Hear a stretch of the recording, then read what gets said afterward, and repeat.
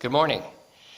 We're going to talk a little bit about a complicated and potentially dangerous issue, which is revision of patients with sleeve or MGB. And the answer is that we don't like to publish this too much because of the risks in inexperienced surgical hands. And so what we know is, for example, in this particular patient, had a sleeve, lost some weight, regained it, and now has a MGB modification of his failed sleeve. And his weight loss, if I understand it right, is about 25 kilograms, or for Americans, 50 pounds. We'd like more than this. When we did his surgery, as a visiting surgeon, you're always trying to be cautious and conservative. So what are our options now? Well, first we can explain to the patient, as we should in every case, that the options and the outcomes of the operation are two possibilities that we don't like and one possibility that we hope for. And this is pretty simple. It's obvious. We want perfect weight loss, and we don't want too much weight loss, and we don't want too little. And this is our goal. And in the past, most surgeons who have experience with Roux-en-Y and sleeve and band have a wide and broad experience, and patients and the society and the lawyers and critical surgeons are very familiar with inadequate weight loss. In other words, band and sleeve and Roux-en-Y commonly result in inadequate weight loss. The weight loss is less than we would like. The MGB can be quite powerful. It can be as powerful as the BPD, and so it's an issue in that when it's put in the hands of an inexperienced surgeon, especially a surgeon who wants to be more aggressive, we often find that there's a large number of patients who have excess weight loss. That's too much weight loss. And from my own experience, as well as our survey around the world, what we found is there's little acceptance of excess weight loss, whereas inadequate weight loss is usually taken as expected. It's common. Because of this, especially for new surgeons, we recommend caution, so that be conservative early on. And what this means is for primary cases, that is for MGB that's not a revision, the first bypass in the surgeon's hands up to, say, 150 or 200 cases, we recommend they be very conservative. So the bypass length, which we recommend for early cases, is 150 centimeters. In other words, shorter than what we'll ultimately recommend. And the reason is our survey shows and my experience shows that when you do a shorter bypass, the incidence of excess weight loss is about 1 in 1,000, so it's quite unusual. This varies based on the patient, based on the country and the diet and other things, but in general, a shorter bypass, and this should be kind of common sense, results in a less or lower frequency of excess weight loss. And again, this is for primary MGBs. Then as a surgeon, as his reputation grows, as his list of patients who've had excellent results grows, then we recommend he can consider, with a discussion with the patient, be more aggressive in the bypass, moving up towards the 200 centimeters.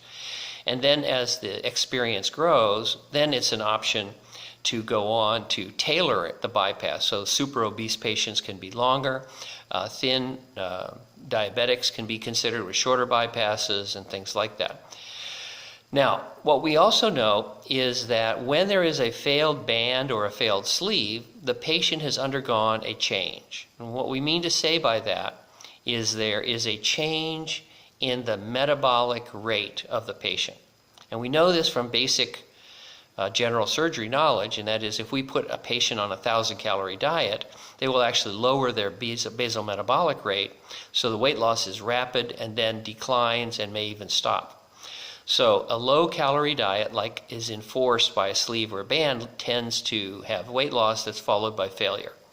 In part, that's a enforced failure because the modification of the diet results in increased intake of liquid calories.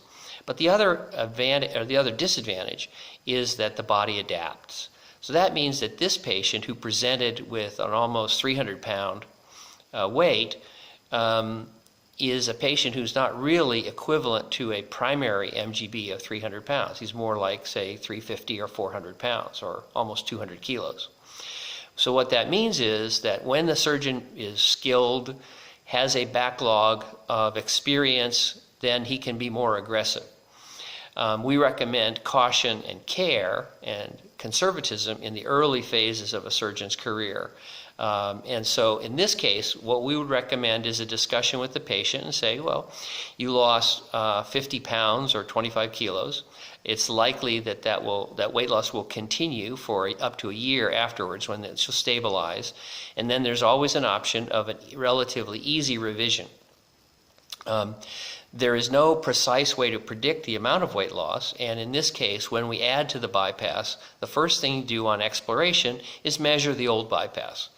Sometimes, the gut changes its length moment to moment, and so based on parasympathetic tone, diet, and other factors, the length of the bypass measured as 200 centimeters at the time may actually be more like 150 or even 100, or it could be longer. In the case of inadequate weight loss, it's worth looking at this again. So you measure both the proximal bypass and, in this case, in revisions, measure somewhat of the distal gut.